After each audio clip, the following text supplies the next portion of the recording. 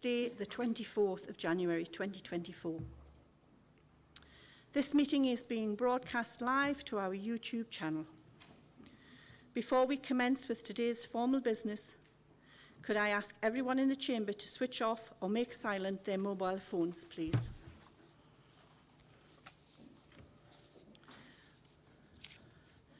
Before we move to the business on the agenda, I would like to remind you of the housekeeping rules for this meeting.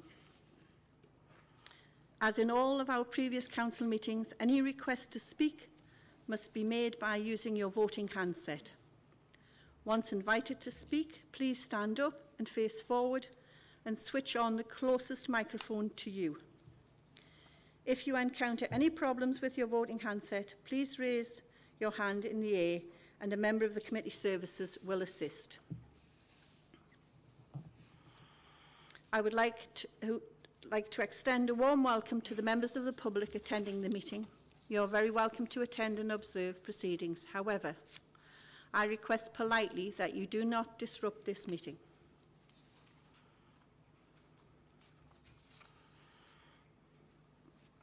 Members, it is with great sadness that I have to announce the death of former Derwentshire District Councillor and leader of Derwentshire District Council, Joe Rind.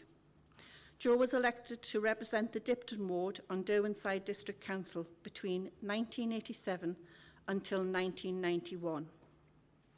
Can I ask you all to join with me in standing for a moment's silence?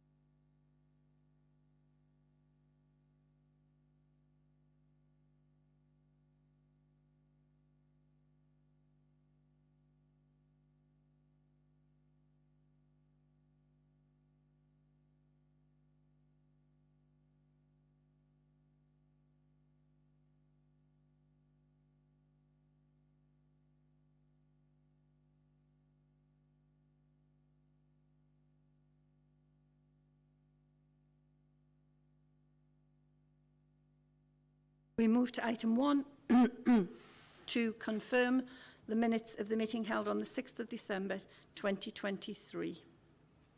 Can I have a mover? Chair, can I move the minutes? Thank you. Thank you. And a seconder? Second the minutes, Chair. Thank you. Are the minutes agreed? Thank you. We move on to item 2, declarations. Does any member wish to declare an interest in relation to any item of business on the agenda?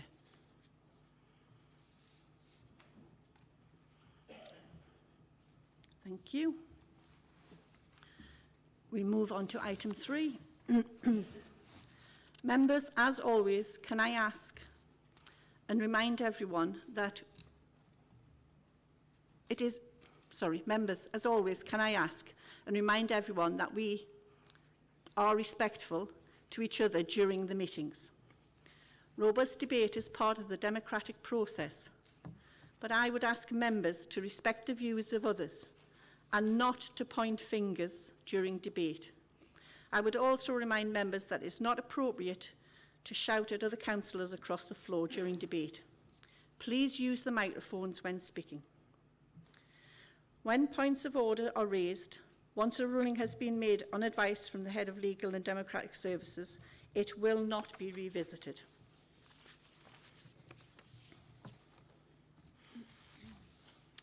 Colleagues, since the last council, I have attended various events, including the Inspiring People Staff Awards. The work that staff and teams carry out within this council is truly magnificent. And it was wonderful to come together in celebrating the achievements of our staff. Just before Christmas break, I was honoured to attend the unveiling of a new commemorative bench dedicated to the memory of our former councillor and chair, Beattie Bainbridge, in Riverside Park at Chesley Street, a place which was much treasured by Beattie.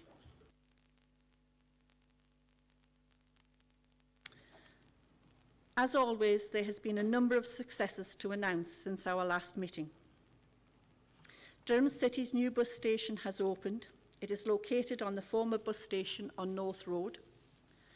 The new station provides high-quality facilities and is a modern transport hub that offers a safe and welcoming space for residents and visitors alike.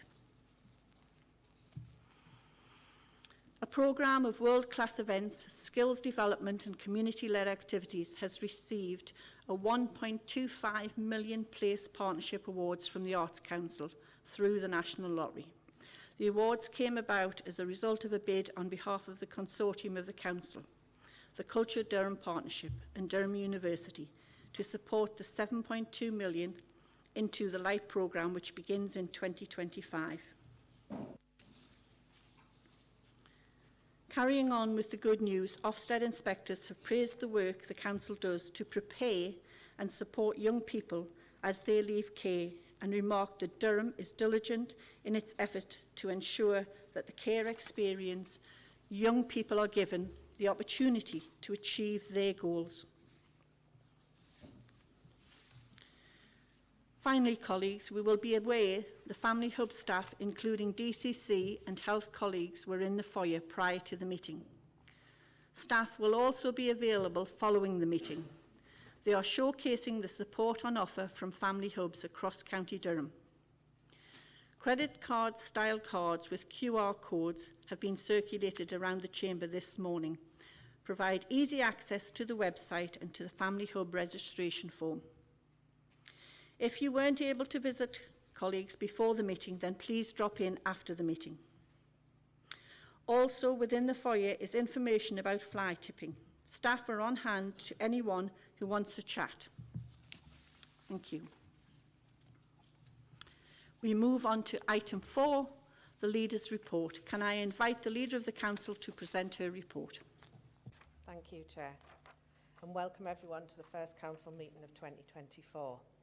In 2024, we will look to strengthen our position as the Culture County, building on the legacy of the UK City of Culture bid.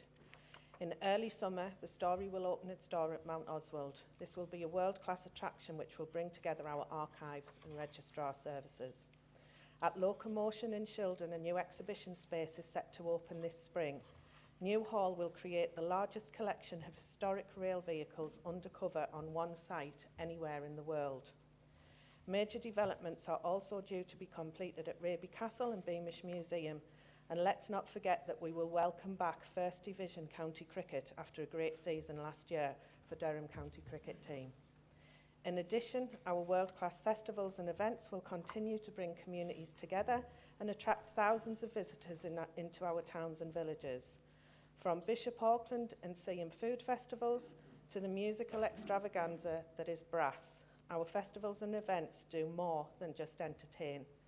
They boost County Durham's visitor economy, raise our profile as a place to live, work and invest, and inspire our young people. I hope that all members here today will join me in looking forward to maximising the benefits for our communities this year. Thank you. Thank you. Do any members have any questions on the report? Councillor Marshall.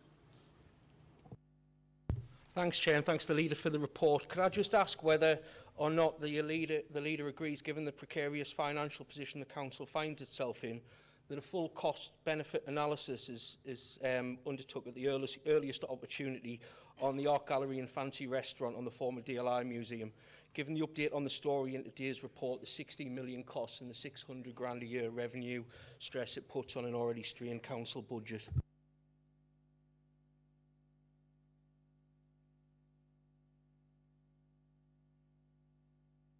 Happy to answer that. In terms of budgets, we look at them practically daily. If you care to attend at any time Cabinet, you'd be welcome to ask the questions. And if you actually read the Cabinet report last week, you'll see a fully programmed paper that went through about creating a CIO to help us for the future so that anything that's to do with culture will have other forms of funding so that it's not reliable on the public purse forever. It's a way forward. It's how we look to do things to make sure we protect the future for our residents now and our residents to come. Chair, can I raise a point of order that I haven't had an answer to my question that I've asked, and that the reason why you're allowed to ask questions under the Leader's report is so the Leader can provide a response in here. I don't need to follow around to Cabinet meetings. Sorry, Chair. I'm here to answer questions that are covered in the Leader's report. You're asking a question on something that's not in the Leader's report, and I have had the courtesy to give you an answer, and I'm happy to speak to you outside the chamber on it. He's answered it, that's it. The cultural part would warrant the question, and that's fine, but Councillor Hopgood has given the reply. Are there any other questions? Councillor Sexton. Yeah, thank you, Chair, and thanks for the report. I would just like to ask the Leader in relation to the story. Can she tell us how late it was on delivery and at what cost, please? No, I can't. I haven't got that information at hand, but I'm more than happy to send you an email to confirm that, Councillor Sexton. Is that all right, Councillor Sexton? Thank you. Yeah, perfect, thank you. Are there any other questions? Can I ask the Council to note the report? We move on to item 5, question from the public. One question has been received for today's meeting from Mr. Nixon, who is in attendance.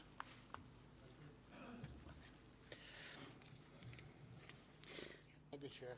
Can I ask the Head of Legal Democratic Services to outline the procedure to be followed, please? Question to the Council. The Head of Legal is going to... This is a process. Thank you, Chair. Good morning, members. So, in a moment, the Chair will invite Mr. Nixon to ask his question, and the question will be displayed on screen. The relevant portfolio holder will be invited to respond. There are no supplementary questions or debate permitted once the answer has been given, but the question and response will be published on the Council's website. Thank you. Mr. Nixon, can I invite you to ask your question, please? Thank you, Chair.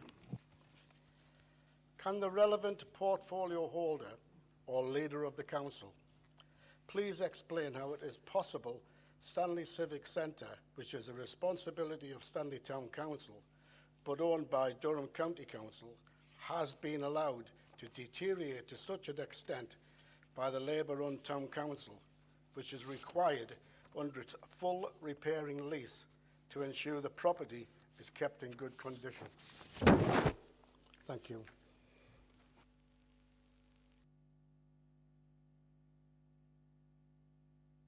Assets to respond, please.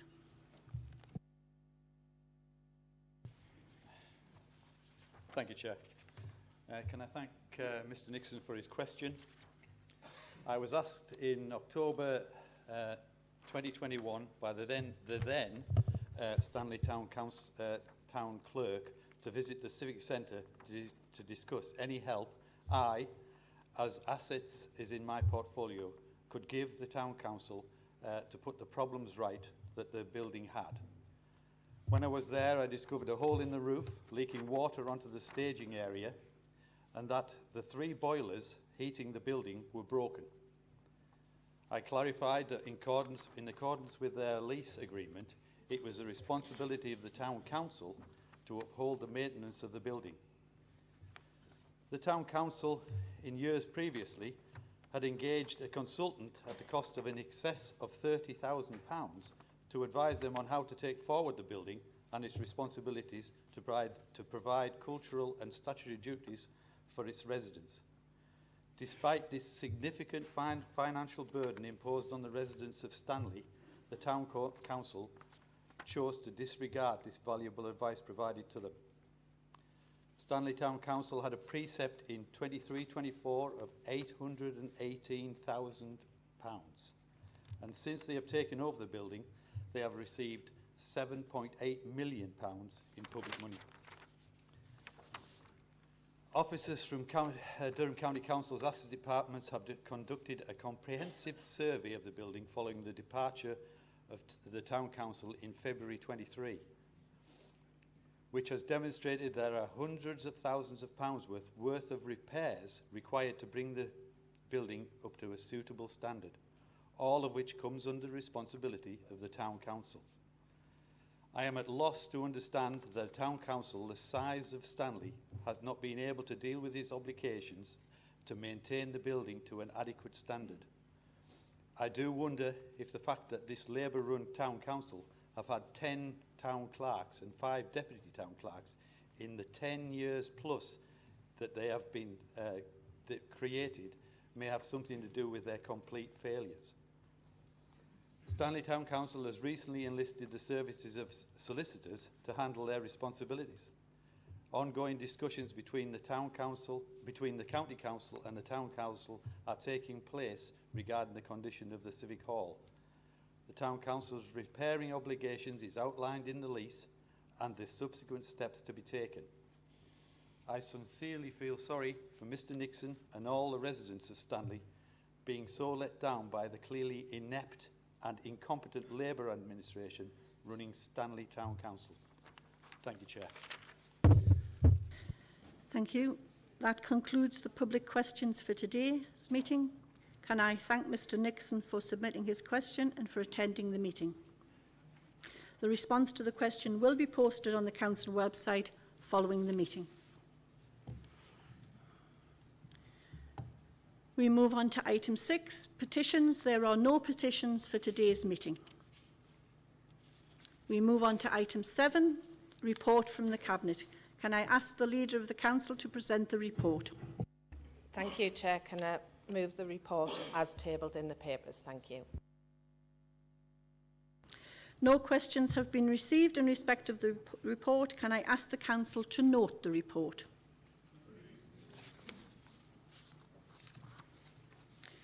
We move on to item 8, update on local code of corporate governance. Can I ask the Corporate Director of Resources to present the report?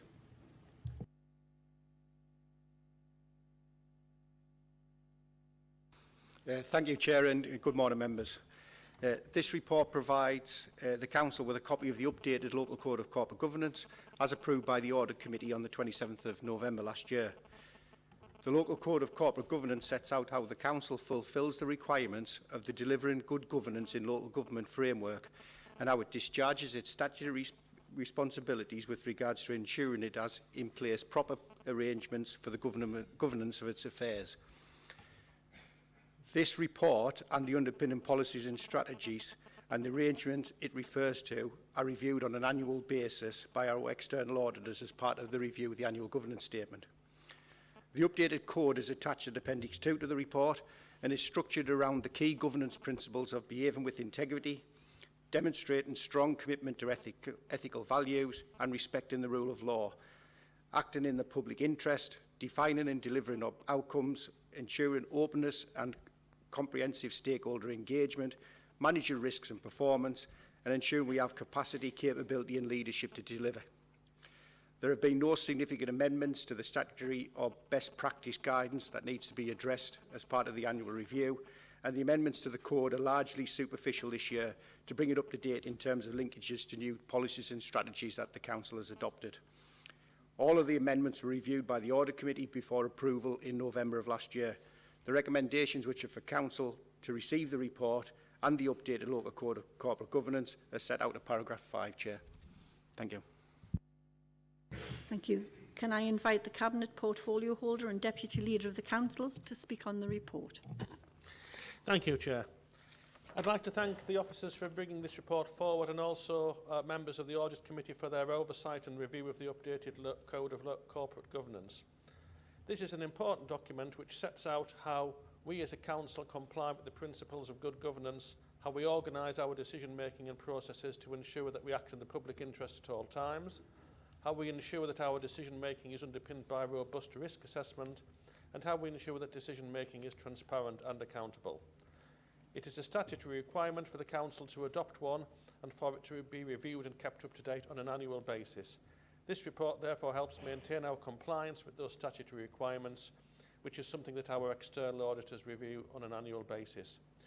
The updated code as appended to this report was reviewed and agreed by the Audit Committee on the 27th of November last year, and on that basis I am happy to move that we note and agree the recommendations as set out at paragraph 5 of the report. Thank you. Does any other member wish to speak on the report? Can I ask the Council to receive the report? Thank you. We move on to item 9, the review of polling districts and polling places. Can I ask the Head of Legal and Democratic Service to present the report?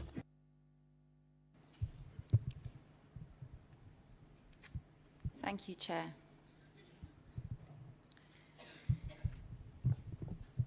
It's a legal requirement for the Council to conduct a review of polling districts and polling places every 5 years. And the last one was completed in 2019, so the Council must complete its next review by the 31st of January 2025. The review, which began on the 2nd of October, takes account of changes under the recent review of parliamentary constituency boundaries, and we will need to do a further review in response to the Local Government Boundary Commission review, which was published in November.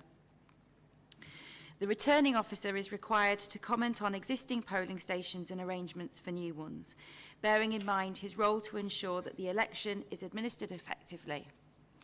We currently have 477 polling districts, which make up the existing 63 electoral divisions, within which there are 436 polling places, and a polling place is where a polling station is situated. There are 4 stages to the review: notification, consultation, concluding the review, and publishing the review. Details are set out at paragraph 10 onwards of the notification, which was published on the Council's website across 9 of the Council's customer access points, together with details of the existing arrangements and the proposals. There was also a press release published, and representations were sought from those organisations listed at paragraph 12. And the consultation ran from the 2nd to the 31st of October. At the end of the consultation, all responses were considered, and details of the responses received and the returning officer's response are set out at Appendix 2 to the report. As you might expect, we received a number of representations regarding the use of schools as polling places. Paragraph 15 of the report sets out the legislative provision for the use of schools, but the returning officer is acutely aware of the issues and concerns connected with the use of schools, and therefore will only use them where there are no suitable alternative polling places. And we advise schools in advance of the election dates, so where possible they are able to plan inset days around election day. Paragraph 18 sets out the considerations for the returning officer when drawing up proposals, in particular ensuring that such reasonable facilities as are practicable in the circumstances and accessibility for voters. The report also notes that we are no longer able to use porta cabins for polling stations, as they're not big enough to accommodate the additional equipment and staffing and accessibility requirements set out under the Elections Act 2012. Appendix 3 to the report sets out a table of the proposed changes, and changes have been proposed where existing places are no longer available or where a more suitable polling place has been identified, and local members have been given an opportunity to comment on the proposals. The report was also presented to Constitution Working Group on the 9th of January. If the proposals are approved, there will be 423 polling places, which will include 46 schools, which is a reduction from 48, and overall there will be 6 changes. At Appendix 4, there is a full list of the final proposed polling arrangements for each parliamentary constituency in alphabetical order. Chair, the recommendations are at paragraph 4 to approve the proposed changes to polling districts and polling places as set out in Appendix 4, and additionally to delegate authority to me as the Head of Legal and Democratic Services in consultation with the Leader and Deputy Leader and relevant local members to deal with any changes that might be required before the next review. Thank you. Thank you. Can I have a mover on the report? Councillor Hopgood. Yeah, thank you, Chair. I'd like to remove the report as tabled. It has been through Constitutional Working Group, and just to reiterate, it is based on the current council boundaries, not the new ones in 2025. Thank you. Can I have a seconder on the report? Yes, I'm happy to second the report, Chair. Thank you. Does any member wish to speak on the report? Can I ask the Council to agree the report? We move on to item 10. Overview and Scrutiny 6-month update. Can I invite Councillor Rob Crouch, Chair of the Corporate Overview and Scrutiny Management Board, to present the 6-monthly update, please? Thanks, Chair, for the opportunity to report to full Council this morning on just a few of the things that Overview and Scrutiny have been up to in the 6-month period between June and November 2023. And it's been a very busy period for scrutiny. As ever, in every aspect of our work, we encourage exclusiveness and transparency, and we strive to continue our input into policy development. And in doing that, we're guided by the 4 principles of effective scrutiny. First, to provide a constructive, critical friend challenge, to amplify the voices and concerns of members of the public, to drive improvement in public services, and to ensure that scrutiny is led by independent-minded people who take responsibility for their roles.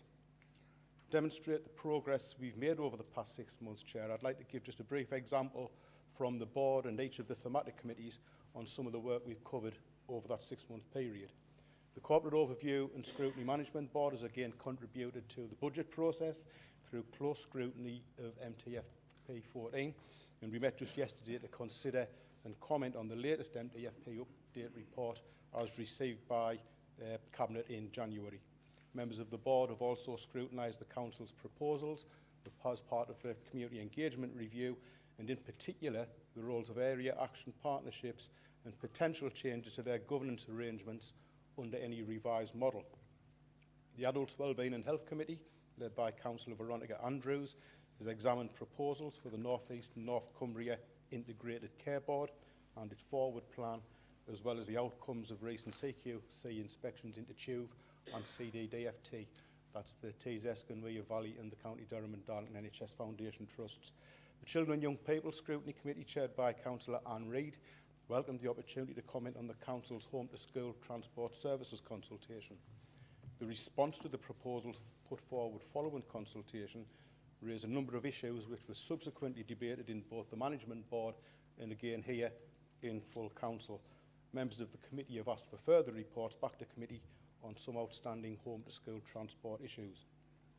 The Economy and Enterprise Committee, chaired by Councillor Bill Moist, has continued its input into the Inclusive Economic Strategy and its delivery plan, with a particular focus on the development of its delivery plan and an associated investment plan.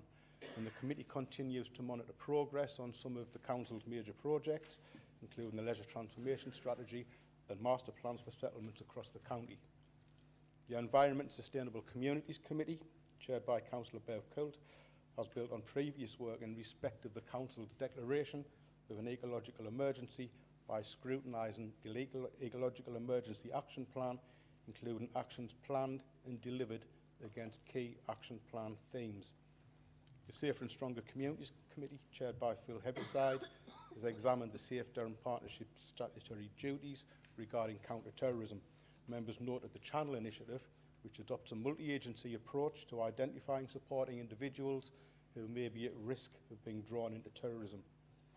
Finally, Chair, I'd like to take the opportunity to thank all scrutiny members for their attendance at scrutiny meetings, for their contributions in driving forward individual thematic work programmes, and for taking up the opportunity to participate in ongoing training and development sessions. And on behalf of those members, Chair, I'd like to place on record our thanks to the officer team for their part in helping to deliver the work programmes of the Management Board and each of the thematic committees. Their commitment and hard work, often behind the scenes, in meeting the requirements of scrutiny members is valued and appreciated. Chair, the purpose of this agenda item is to give an update, a brief update of some of the work we've carried out since I tabled the annual scrutiny report here in June last year. And I ask members to accept this update report as set out in the council papers in front of us this morning. Thanks, Chair. I'd like to thank Councillor Coote for that comprehensive update. Does any member wish to speak on the report?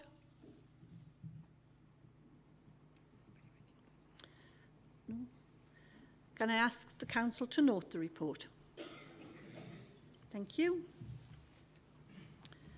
Can we move to item 11? Motions on notice. We have 2 motions for consideration today, which are detailed on the agenda. Can I ask the Head of Legal and Democratic Service to outline the procedure, please? Thank you, Chair. The usual rules of debate apply. So movers of motions have 5 minutes to speak. Seconders and other speakers have 3 minutes. Members may only speak once on a motion other than the mover, who has a 3-minute right of reply. If an amendment is moved and seconded, the debate is on that amendment. Only one amendment may be moved and discussed at any one time, and therefore no further amendments can be moved until the amendment under discussion has been dealt with. Each member can speak once on an amendment, except for the mover of the original motion, who has a 3-minute right of reply but may not otherwise speak on it. If following the vote an amendment is carried, it becomes a substantive motion. If the amendment fails, then the debate goes back to the original motion. 15 minutes before the expiry of the time limit for consideration of motions, the Chair will advise that there is 15 minutes left. At that point, no further registrations to speak will be accepted. Those already registered will be invited to speak in the order that they registered until the expiry of the time limit. Thank you, Chair. Thank you. Can I invite Councillor Alison Beattie to move her motion, please? Thank you, Chair. Councillor Alison Beattie, Pelton Division. Chair, thank you for allowing me the time to present the motion to Council as displayed on the screen and in the papers. Just yesterday in Corporate Overview and Scrutiny Management Board, we heard the financial pressures faced by the authority in MTFP 14. However, the removal of free car parking charges or introducing charges for the first time demonstrates inconsistency across the county in our town centres. If we recall, the original motion for free after 2 was brought to us by the Coalition, recognising the pressures on our town centres and businesses were facing on the back of the pandemic. This issue, however, goes back much further and was first highlighted by the Economy and Enterprise Overview and Scrutiny Committee at the time of me being chair, resulting in a special task group being established to look at the retail offer across the county, comparing and contrasting the offer in Chesley Street, Stanley, Seaham, Bishop Auckland, Spennymoor and Barnard Castle. The outcome of that piece of work saw multiple recommendations, one of which was to look at parking options to increase the footfall to be delivered alongside other measures through master plans. While it recognised free car parking was not the answer due to Blairbocken, a period of time offered free would be a preferred option. The demise of our high streets is something that affects many of us in and around our divisions. And in the case of Chesley Street, for example, many of our banks have gone, some of which have relocated to neighbouring authority areas outside County Durham, such as the galleries at Washington, with free car parking. Bertley has free car parking, Stanley has free car parking, and not forgetting the Arneson Centre with free car parking, all putting Chesley Street at a disadvantage. Surely it is not right for such inequalities and inconsistencies across the county. I also feel it is very wrong that this was implemented without any consultation with local members in the areas that would be affected, with us finding out at the same time as the public. These new proposals also see our coastal tourist attractions experiencing the introduction of car parking charges for the first time in Seaham and Crimdon, a tax on leisure. This will no doubt put added pressure on curbside parking in residential streets surrounding our town centres. How can we expect to see an increase in the new business startups assisting with our business rates income if those businesses are losing footfall? Our business association is extremely concerned about the impacts that the removal of this initiative will have, as everyone has referenced in the town centre being significantly busier during the periods of free car parking. The value to our town centre is significantly more than the income generated. This could be seen as the most successful outcome from the master plan and wider inclusive economic strategy. I urge the Council to reconsider the removal of free after 2 to assist our town centres and not add to the demise of the High Street. Thank you, Chair.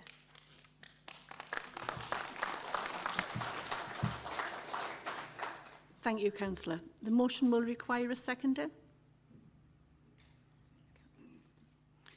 Councillor Sexton. Yeah, thank you, Chair. I'd like to formally second the motion and also add that businesses are telling me and all of the other councillors around Chester Street that they're still trying to recover from the pandemic, let alone the current cost of living crisis.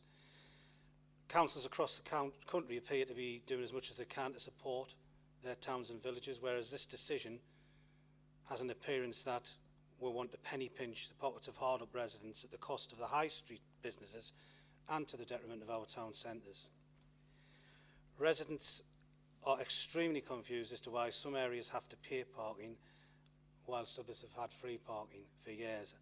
And I know that that parity will be dealt with, but potentially it should have been dealt with a long time ago. Residents in our town in Chester Street also don't understand why we allow private enterprise to take 90% of the revenue, which equates to over £100,000 per year, whilst DCC claims it needs to balance the books. I raised this several times in 2021, again in 2022 and twice in 2023, where I was promised a response. I'm still waiting. How can we continue to allow this arrangement to happen whilst we take away free after 2 parking? However, what makes this decision really shameful for me is not just the aforementioned, is the fact that the Joint Administration didn't do any consultation with me, nor any of the Chester Street councillors that I've spoken to.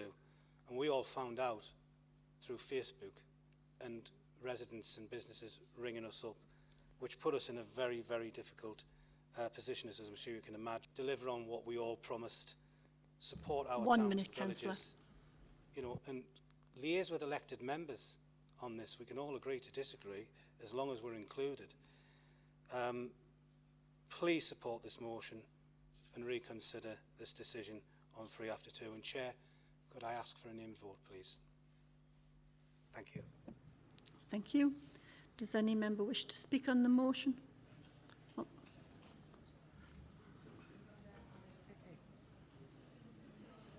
It's for the name vote. So, yeah, it will be a name vote. Councillor Hopgood. Thank you, Chair, and thank you, Councillor Beattie, for putting this motion this morning. On behalf of Cabinet, I would like to accept the motion as tabled and unamended, and given what we've heard here and the fact that people have stood up, I presume that everybody will accept this, nobody will be against it, so if we can just agree it, we can move on. Thank you, Chair. Yeah. So just to clarify, are you moving a motion to go straight to the vote? Yes. Yes. It requires a seconder. Okay. Second the motion to proceed to the vote, Chair. Thank you. I will ask Helen to give us the procedural.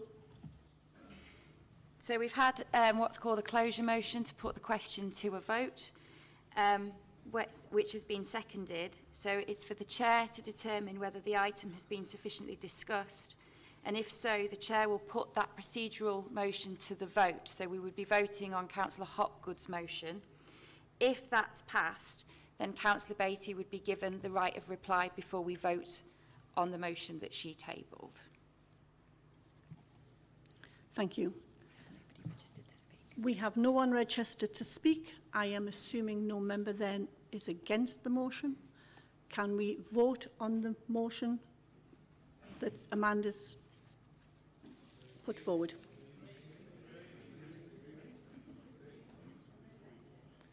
So we want to vote? Are we going to vote? I got the Yeah. vote, well, so they don't know what's happening. So you're voting on going straight to the vote. So that's been agreed. That's been agreed? Okay. Excellent. So we've got a request for a named vote We on have- the motion. Yes, we have a request for a name vote. Councillor Sexton's come in. Councillor Sexton? Yeah, Chair, sorry, and forgive me if I've misinterpreted, but I thought Councillor Hopgood was thinking of dispensing with the vote altogether, given that was unamended. My apologies, but can we not do that? Sorry, to clarify, Councillor Sexton, Councillor Hopgood has asked that we go straight to the vote on the basis that the motion has been accepted by Cabinet. We've agreed the procedural, so it will go straight to the vote, and you've requested a named vote, so the way in which people vote will appear in the minutes.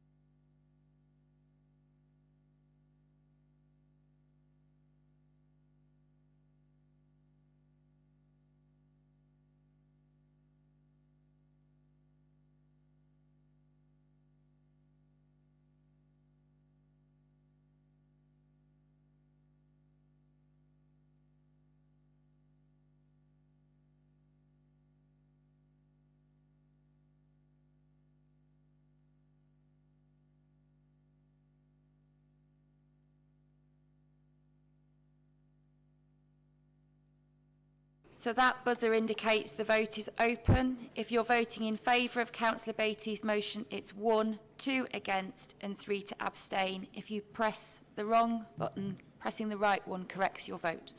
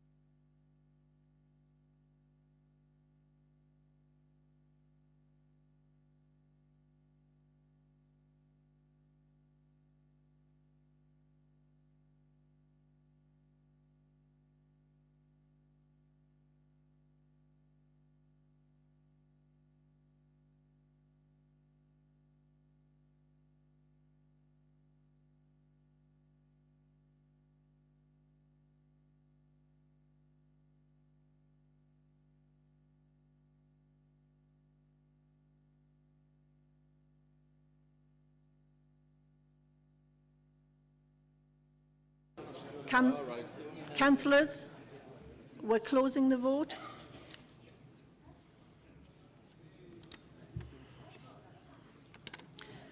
For 107, against 0, abstentions 0. The motion is carried.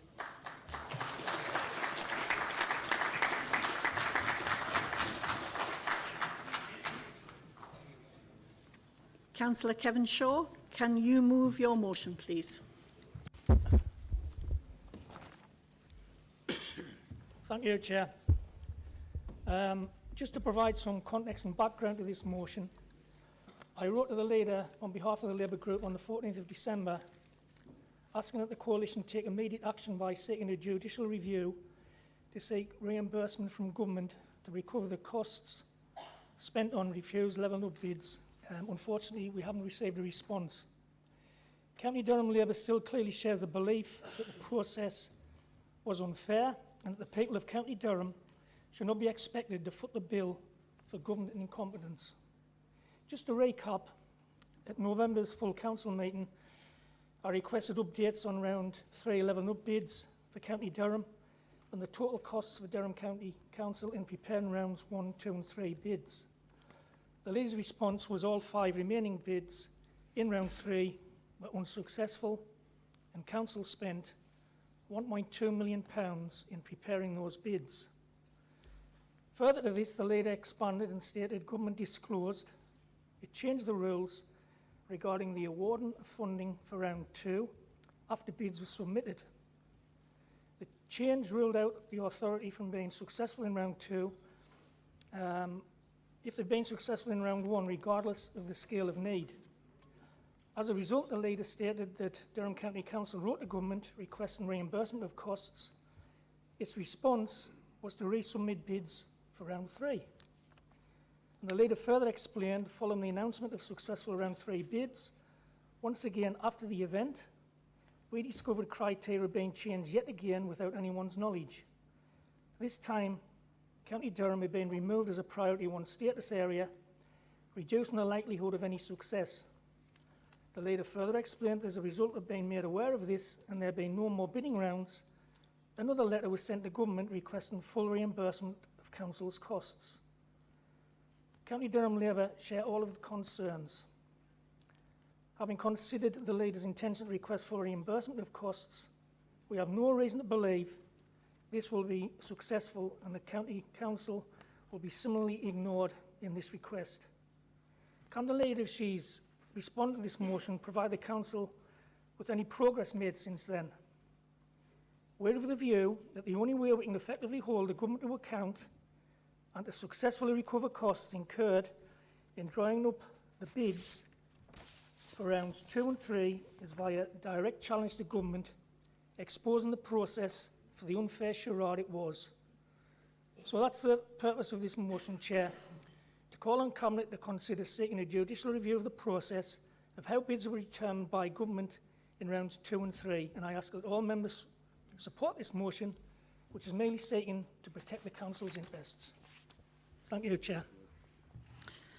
Thank you, Councillor Shaw. The motion will require a seconder.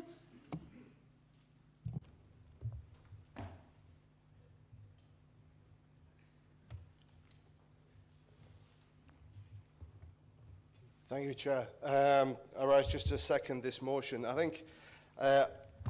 believe that every member in this room has the best interests at heart of their residents. We may disagree what those interests are, and we may disagree on how best to deliver those. But I think one thing we can agree on is that having the money to deliver improvements for our area and our county is critically important. And that's why levelling up was important, because it was money to deliver projects that we needed. Now, don't get me wrong, it's no panacea. And when you look at the cuts that we've had to our budgets as a county council, just for a start, it's really a drop in the ocean, the money that we could potentially have got from the Levelling Up Fund. But it's something. Failure to get it means that we can't deliver projects. In the area I represent, we had a regeneration project that was critically important to the area, and we aren't going to get that. But that's just the way it is now, because we failed to get this funding. But there's another real problem with what's happened. It's not just about the £1.2 million that's been lost. The way the government have handled this, it plays into that narrative that we all know about, that the public out there think politicians just talk a good game but don't deliver. they think that politicians just really don't actually have anything behind them. They think they're just really in it for themselves too much. And it's really, they worry that what this actually happened is that they're just feathering the nest of their own area. But one thing I will say is that levelling up, it is a great concept, and I do hope that the next government continue with it. But one of the real benefits of it is it's positive. And when people look around at the moment, everything you see is so negative. You just need to look. You know, the schools are crumbling. We've got, you can't get a doctor's appointment. It takes 45 minutes for an ambulance to turn up if you're going to have a heart attack in a fortunate position. So really, this was something positive that could give something for an area like this. But really, what I want to say is that I'm not going to get into the merits about what project was good or what project was bad. And look, I'm sure the £20 million that's gone to Richmondshire and the Prime Minister's constituency for regeneration is going to be spent well, and it's going to make a real difference to people down there. But really what the problem is here, the core of the problem is that as a council, we wasted £1.2 million. And that's £1.2 million of our residents' money that's just gone from the area. But it's even worse than that, because the way the government acted is it's just plain wrong what they did, the way they've dealt with us. They've taken us for fools. They've taken this county for fools. Not just us, they've taken our residents for fools. Now, I don't know if this is unlawful. It may be, but if it isn't, it should be, with what they've done there. And I would urge you to support this motion. Now, last month we heard from the leader that they're doing everything they can to seek to recover the levelling up costs. This is an opportunity for us as a council to show we're all behind that. There's a 3-month window for judicial review. That means the window is still open until the 19th of February. There's still time to do this. We want our money, our residents' money back. Time is up. And on the back of this bidding process, we want the government's incompetence to be shown up here. I urge you to second the motion. It's just not good enough what's happened. Thank you, Chair. Thank you, Councillor. Does any member wish to speak on the motion? Thank you, Chair. And once again, I think we should all maybe remember this day, because I'm going to accept the motion unamended. And just say to Councillor Shaw, apologies about not getting a response. I've just checked the last email I had from you was about your parachute jump, so it doesn't appear to have come through. But if you want to send it, apologies. So on that basis, can I ask that we, if nobody objects, again, to this motion, that we move straight to the vote? Thank you. Councillor Shaw. Just as a point of clarity, Chair, it actually came through the Labour Group Secretary. I wrote it and it was sent by on behalf of. Right. Councillor needs a seconder for the motion. Chair, second that motion.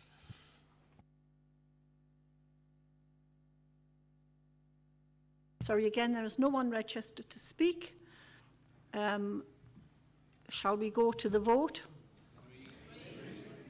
Let's have the vote. Does anyone...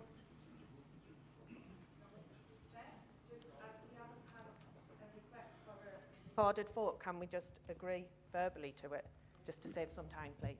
Thank you. Agreed?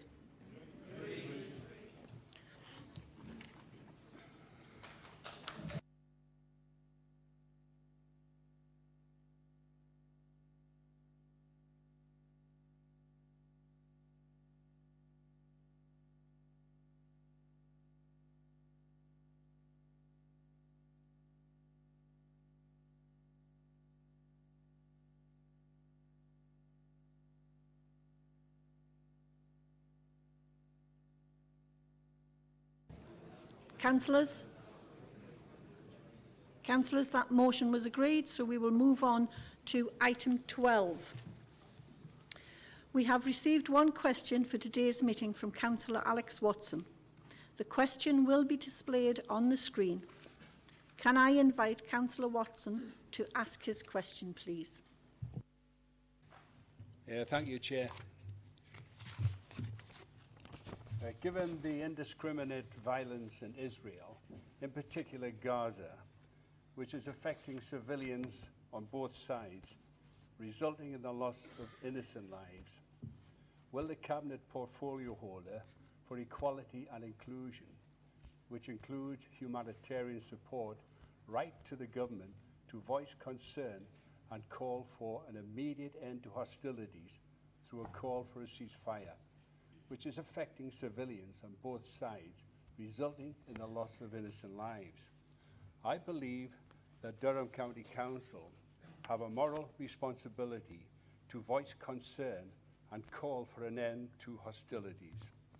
As a compassionate and diverse community, we stand for peace, human rights, and the protection of civilian lives in accordance with the International Convention on Human Rights. Some members have received correspondence from residents of County Durham who are concerned about their loved ones who are impacted by the humanitarian crisis in Gaza. I propose that the Cabinet portfolio holder officially communicates with central government, expressing our community's strong desire for a ceasefire in Gaza. Additionally, I recommend that Durham County Council works collaboratively with other local authorities to amplify our collective voice in advocating for a peaceful resolution to this conflict.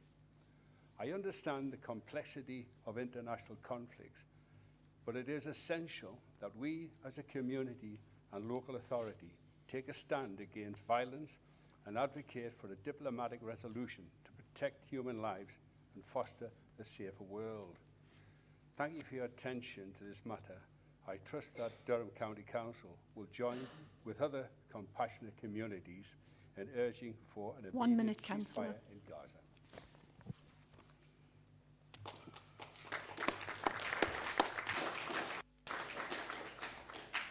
Thank you, Councillor. Can I ask the portfolio holder, Councillor Alan Shield, to respond, please? Thank you, Chair. I accept and thank Councillor Watson for this very emotive question. I further endorse the request that I write to central government, supporting our community's concern, calling for a cessation to hostilities, thus allowing further extensive humanitarian support into Gaza with immediate effect. I will continue to engage and work collaboratively with other local authorities to highlight the concern of County Durham residents and communities to try and alleviate the conflict situation in this part of our troubled world. Thank you, Chair. Thank you, Councillor. Councillor Watson, you may ask a supplementary question. No, I'm fine with the reply, Chair. Thank you, Councillor. Councillors, that concludes today's business for the Council meeting. I would like to thank everyone for taking part and to those members of the public and media who have been watching this meeting. Thank you.